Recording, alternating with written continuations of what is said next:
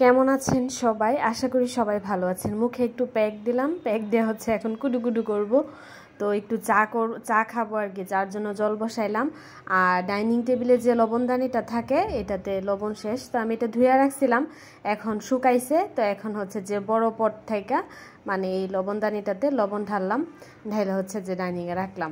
আর এটা যেখানে থাকে এখানে রেখে আসবো আর কি। আর আমার হালকা গলাটা ব্যথা করতেছে, তো এর জন্য আর কি এখন আদা, তুলসী পাতা, কালো জিরা এইসব দেয়া একটু চা খাবো আর কি।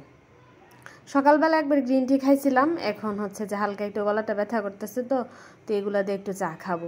আমার একটু মাথা ব্যথা করলে বা একটু গলা ব্যথা করলে বা একটু সর্দি সর্দি ভাব হইলে আমি এইভাবে চা কইরা খাই। এটা খাইলে যে কমে তা না, বাট একটু আরাম বোধ হয় আর কি।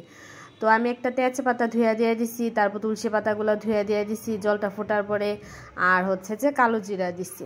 এখন হচ্ছে একটু আদা ধুইয়া আদাটাও একটু থেতো করে দিয়া আবার ঢাকনা দিয়ে দিছিলাম আর কি। তো ঢাকনা দেওয়ার পরে জলটা ভালো করে ফুটছে, তারপর এই যে চা পাতা দেয়া আর একটু জাল করে এই যে এখন হচ্ছে যে নামায় ফেলছি। আর ইদানিং আমার একটু বেলি ফ্যাট হয়েছে, এর জন্য আর কি পূজার আগে আগে চিনি টিনি খাবো না। তো যাই হোক, এখন চা খাবো। সবাই ভালো থাকবেন, টাটা।